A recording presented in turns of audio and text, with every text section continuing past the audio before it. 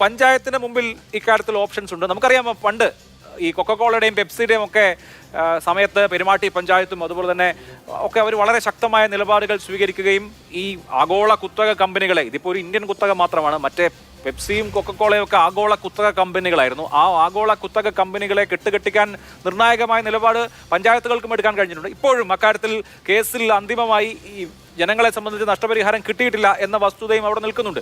വ്യത്യാസം ശരിയാണ്, ഇവിടെ ഭൂഗർഭ ജലചൂഷണം എന്ന കാര്യമില്ല എന്ന് സർക്കാർ സ്വാഭാവികമായും ചൂണ്ടിക്കാണിക്കും. അതിനപ്പുറത്ത് ജനങ്ങൾക്ക് ആശങ്കയുണ്ട് എങ്കിൽ ആ ആശങ്ക പഞ്ചായത്ത് തന്നെ പ്രതിഫലിപ്പിക്കുമോ? പഞ്ചായത്ത് എന്നുള്ള നിലയിൽ തന്നെ ഇക്കാര്യത്തിൽ ഞങ്ങൾക്കിവിടെ ഈ പ്ലാന്റ് വേണ്ട എന്ന ഖണ്ഡിതമായ സമീപനം സ്വീകരിക്കുമോ? തീർച്ചയായിട്ടും പഞ്ചായത്ത് പറയുന്നത് ഈ പ്ലാന്റ് ഇവിടെ ആവശ്യമില്ല. കാരണം ഈ കാർഷിക മേഖലയ്ക്ക്, സാധാരണക്കാരുടെ ഇടയിലേക്ക് ഇങ്ങനൊരു മദ്യ ഉത്പാദന യൂണിറ്റ് വരുന്നത് ഗുണത്തെക്കാളേറെ ദോഷം ചെയ്യും. കാരണം ഗവൺമെൻറ്റിനെ സംബന്ധിച്ചിടത്തോളം മദ്യവും ലോട്ടറിയും ഇല്ലാണ്ട് ഭരണം മുന്നോട്ട് പോകാൻ കഴിയാത്തൊരു സ്ഥിതിയാണുള്ളത്. കാരണം ഇതിൽ കൂടെ കിട്ടുന്ന വരുമാനമാണ് ആകെയുള്ള വരുമാനം. അതുകൊണ്ട് തന്നെ ഗവൺമെൻറ്റിന് ഇങ്ങനെയേ ചിന്തിക്കാൻ കഴിയുള്ളൂ. പക്ഷേ സാധാരണക്കാരായിട്ടുള്ള ജനങ്ങൾക്ക് വേണ്ടി അവരുടെ ഭാഗത്ത് നിന്ന് നമ്മൾ ചിന്തിക്കുമ്പോൾ തീർച്ചയായിട്ടും ഇതിവിടെ വരാൻ പാടില്ല.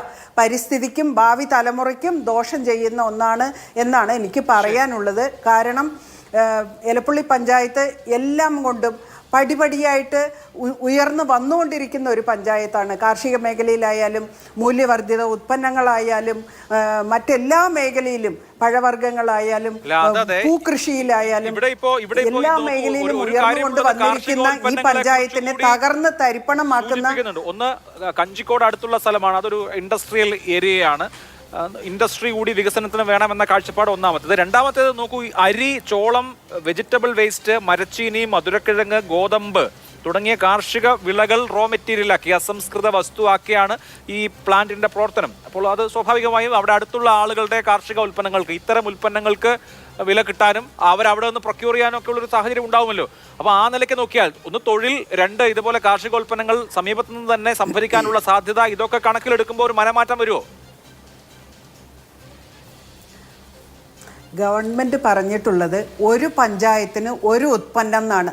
പക്ഷേ ഞങ്ങളുടെ പഞ്ചായത്ത് 58 ഉത്പന്നങ്ങളാണ്, മൂല്യവർദ്ധിത ഉത്പന്നങ്ങൾ ഉണ്ടാക്കിയിട്ടുള്ളത്. ഓൺലൈൻ മാർക്കറ്റിലടക്കം 12ഓളം ഉത്പന്നങ്ങൾ ലഭ്യമാണ്. ഇത്തരം ഒരു പ്രവർത്തനവുമായിട്ട് മുന്നോട്ട് പോകുന്ന ഞങ്ങളുടെ പഞ്ചായത്തിൽ 17 പാടശേഖര സമിതികൾ, അതുപോലെ തന്നെ 28ഓളം ചെറുകിട കർഷകരുടെ യൂണിറ്റുകൾ, ക്ലസ്റ്ററുകൾ, പൂ കർഷകരുടെ യൂണിറ്റ്, പഴം കർഷകരുടെ യൂണിറ്റ്. ഞങ്ങളുടെ പഞ്ചായത്തിലെ കൃഷി ഓഫീസർക്കാണ് സംസ്ഥാനത്തെ ഏറ്റവും മികച്ച 2ാമത്തെ കൃഷി ഓഫീസർക്കുള്ള അവാർഡ് ലഭിച്ചത്.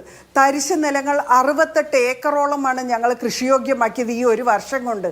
അങ്ങനെ പടിപടിയായിട്ട് പ്രകൃതിയെയും മണ്ണിനെയും ജലത്തെയും സംരക്ഷിച്ചു കൊണ്ടുവരുന്ന ഞങ്ങളുടെ പഞ്ചായത്തിനെ തകർത്ത് തരിപ്പണമാക്കാൻ, ഭാവി തലമുറയെ ഉന്മൂലനം ചെയ്യാനുള്ള ഒരു നീക്കവുമായിട്ടാണ് ഗവൺമെൻറ് പോകുന്നത്. ഇത് യാതൊരു കാരണവശാലും ഇനി ഇതിൽ എന്ത് തന്നെ ഗുണങ്ങൾ ഗവൺമെൻറ് കാണുകയാണെങ്കിലും പൊതുജനങ്ങളെ അണിനിരത്തിക്കൊണ്ട് ജനകീയ പ്രക്ഷോഭത്തിലൂടെ ഇത്തരം കമ്പനികളെ ഈ പ്രദേശത്ത് വരാത്ത സാഹചര്യം ഉണ്ടാക്കുന്ന അവസ്ഥയിലേക്ക് ജനങ്ങളും പഞ്ചായത്തും മാറും. ആ കാര്യത്തിൽ ഒരു തർക്കവും വേണ്ട. പഞ്ചായത്ത് അടിയന്തരമായി 20-ാം തീയതി ബോർഡ് യോഗം കൂടുന്നുണ്ട്. ഒരു പ്രമേയം പാസാക്കി ഗവൺമെൻറ് പഞ്ചായത്തിൻ്റെ എതിർപ്പ്, താല്പര്യമില്ലായ്മ അറിയിക്കാൻ ഉദ്ദേശിച്ചിട്ടുണ്ട്. എന്തായാലും ഇത് ഞങ്ങളുടെ നേതാക്കന്മാരുമായി ആലോചിച്ചും കൊണ്ട് ശക്തമായ സമരപരിപാടികളുമായിട്ട് സംസ്ഥാന നേതാക്കളെയും കേന്ദ്ര നേതാക്കളെയും അണിനിരത്തിക്കൊണ്ട് ഈ കമ്പനിക്കെതിരായിട്ടുള്ള പ്രക്ഷോഭത്തിന് തുടക്കം കുറിക്കുന്നതാണ് ഞാനിവിടെ പറയാൻ ആഗ്രഹിക്കുന്നത്. അങ്ങനെ ശക്തമായ പ്രതിഷേധം ഉണ്ടായാൽ സ്വാഭാവികമായും ഇതുപോലൊരു പദ്ധതി നടക്കില്ല. അങ്ങനെയാണെങ്കിൽ 2ാം തവണയും സർക്കാരിന്റെ ഈ ബ്രൂവറി അനുമതി പിൻവലിക്കേണ്ടി വരും. 2018 മുഖ്യമന്ത്രി വാർത്താ സമ്മേളനം നടത്തി തന്നെ ബ്രൂവറികൾ അനുവദിക്കാനുള്ള തീരുമാനം പിൻവലിക്കുകയാണ് എന്ന് പറഞ്ഞിരുന്നു. സമാനമായ ഒരു സാഹചര്യത്തിനാണോ കളമൊരുങ്ങുന്നത്?